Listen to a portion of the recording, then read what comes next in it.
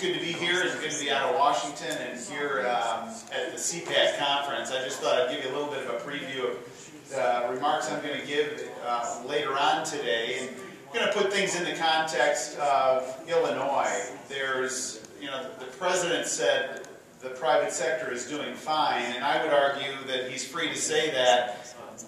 But he's really revealing that his standard is the state of Illinois. If Illinois' economic performance is your world view, then you can maybe make the argument that things are fine. But when Illinois has more per capita debt than any state in the union, when Illinois has raised taxes and failed to close a budget gap, when other states around us are well governed and are poised to come in and actually are competing and taking jobs out of Illinois, when our unemployment rate in Illinois is higher than the national average, and if you're a president from Illinois, then you perceive the private sector is doing just fine.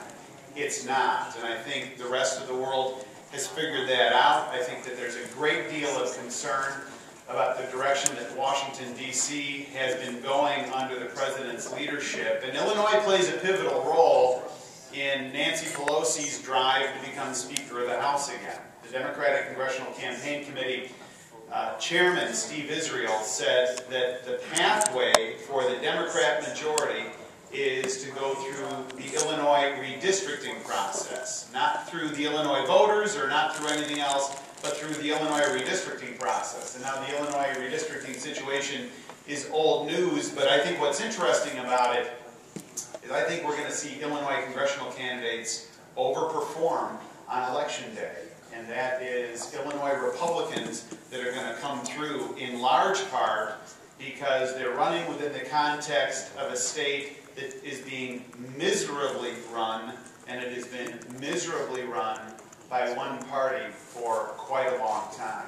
So that's the lay of the land. I just got off the plane a little bit ago, and I'd be happy to open it up for questions that you have. Anything that I can be responsive on? Yes, sir.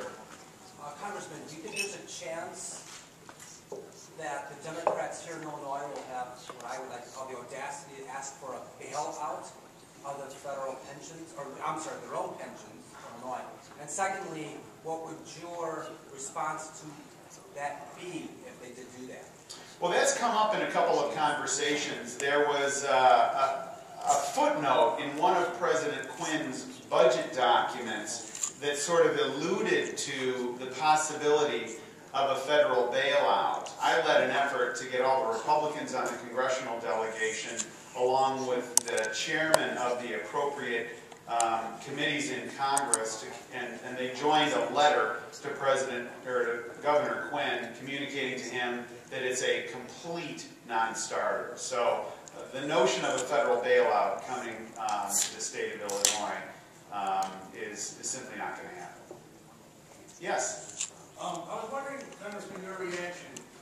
During the spring legislative session here in Illinois, 16 Republican members of the Illinois House and Senate voted to allow Cook County to implement parts of Obamacare 2 years early. What are your thoughts on that? I think really the court is going to be dealing with the health care law within the next several weeks, and this is going to be something that is going to be disposed of largely from a constitutional point of view. And the court's going to make one of three decisions. They're going to uphold the whole law, they're going to strike the whole law down, or something in between, maybe striking down an individual mandate with a guaranteed issue or something along those lines. So I think it's maybe moving a little bit too quickly to do anything on the implementation side of the new health care law. I wouldn't have voted that way, particularly in light of the fact that it's not a settled constitutional question. Yeah, Terry. There was some bipartisanship in the House today with the vote on the funding level. Can we expect more in the months to come? Well, I think there's been some success in the past on a bipartisan basis. That is the Ex-Im Bank and the Food and Drug Administration revisiting some of those regulations, and those are places where people have come together. I think the larger issues, you've got really two competing views of the world, views of the economy largely, that are in play right now. And the irony is It's essentially the same demographic that sent these two groups to Washington, D.C. and equipped them with very different views. So in other words, in 2008, independent voters gave President Obama their confidence. 24 months later, in the 2010 cycle, that same demographic essentially, I risk overstating, but essentially voted for a check and balance Congress, I would argue. And now those things need to be sorted out. And the November election is, I think, a pivotal election in that you're going to make a decision as a nation in what way you're going to go. You're either going to move into the idea that you're going to continue to try and borrow and spend your way into prosperity, that is the Obama worldview, or a conservative worldview that says, no, look, you have a higher view of the private sector, a higher view really of entrepreneurship, a higher view of risk and reward being related, and we think that that's a winning approach. But on the fringes, there's been some bipartisanship, but at its core, you've got these two very, very different views of the world that are in play. So it's the same independent group of voters this time around?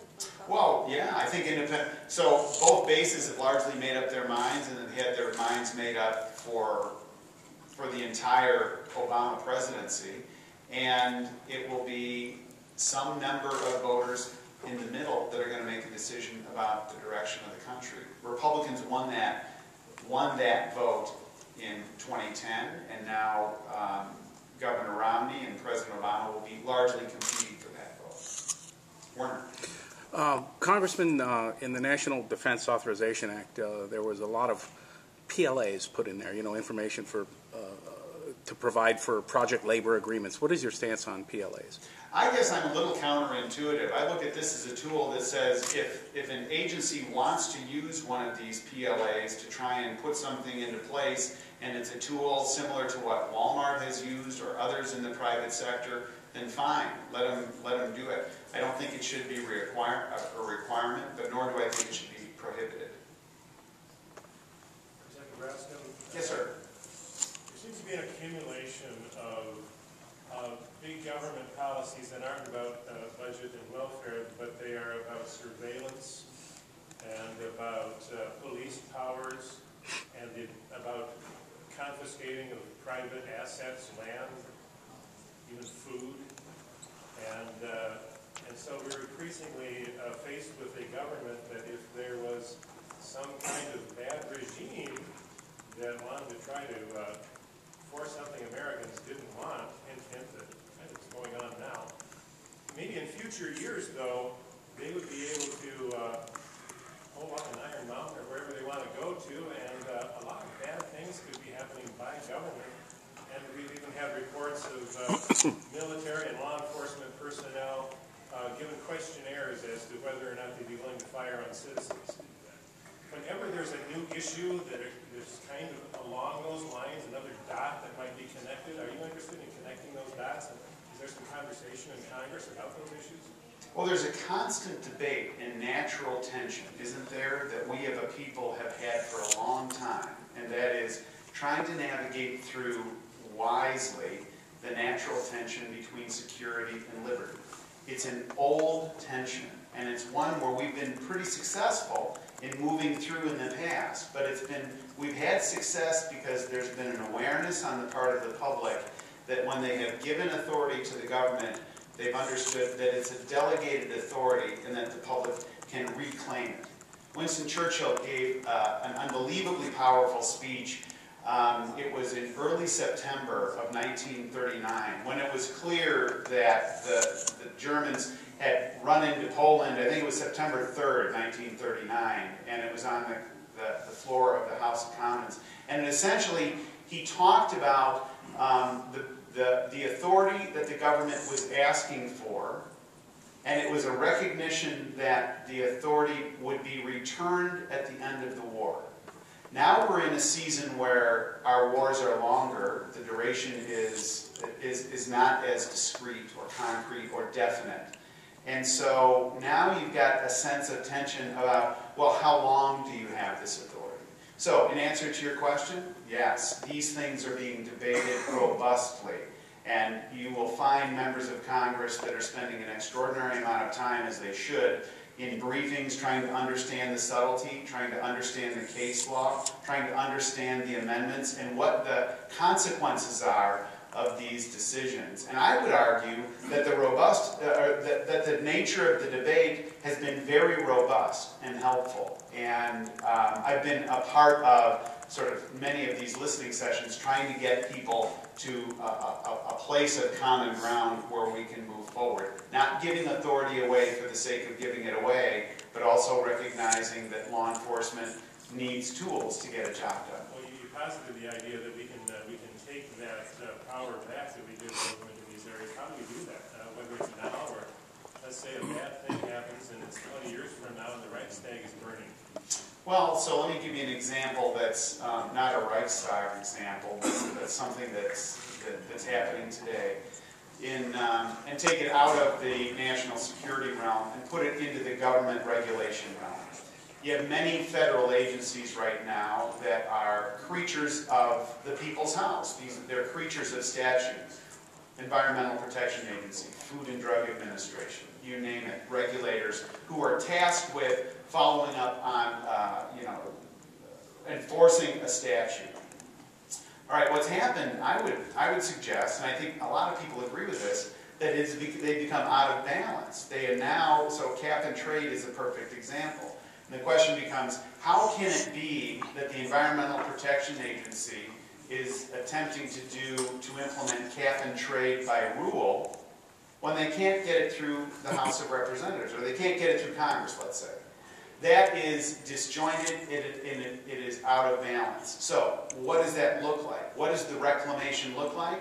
The reclamation looks like Congress moving the REINS Act, Regulations from the Executive in Need of Scrutiny Act, sponsored by Congressman Jeff Davis from Kentucky, and that is to reclaim that authority and to say, look, if there's a regulation that has more than $100 million impact on the economy, it will be reviewed and voted on up or down by Congress. Now, the distinction that needs to be recognized is personal liberty is different than sort of a regulatory freedom, and I recognize that. And I think that there's a sensitivity on the part of most members with whom I've been present as they're navigating through that. But those sorts of limitations, the nature of the conversation or the nature of the hearings that are going on and the oversight function, I think are part of those tools. Yeah? I had a question about the NDAA. A lot of people are concerned with several sections of the Defense Authorization Act, including Section 1021, which calls for the arrest and detaining of American citizens without trial. What are your thoughts? You voted for the NDAA. Is that something that could take place? Are you concerned about that? And secondly, your thoughts. Homeland Security has been concerned over the last couple of years about domestic extremists. They even wrote a document titled Right-Wing Extremism. Is that something that you've had conversations about with domestic extremism? I am concerned about the nature of the threat and the changing nature of the threat to our freedom, as is everybody here. So when we've gone through and listened to the nature of the concerns that were raised, they didn't trigger a threshold for me that said that there had been, an abuse of any sort of power over the past 10 years, essentially. So no demonstrable abuse in a decade, which I think speaks volumes. But secondly, also a notion that if somebody is an enemy combatant that has declared themselves an enemy of the United States, then they put themselves into a different category. And I would be the first to acknowledge that there's ambiguity there, but I don't think that we should resolve the ambiguity in their favor. I would resolve the ambiguity in favor on the safety side. Last question. 1021 of the NDAA, is that something that could be... Get me the details, give me the language of the section, and I can comment with you. Last question. Yeah. Congressman, the CFPB, which was created under the Dodd-Frank Act, seems to have given this bureaucracy unlimited power over the financial sector with no oversight by Congress in any way, shape, or form. Providing in November that the Republicans were able to gain the House,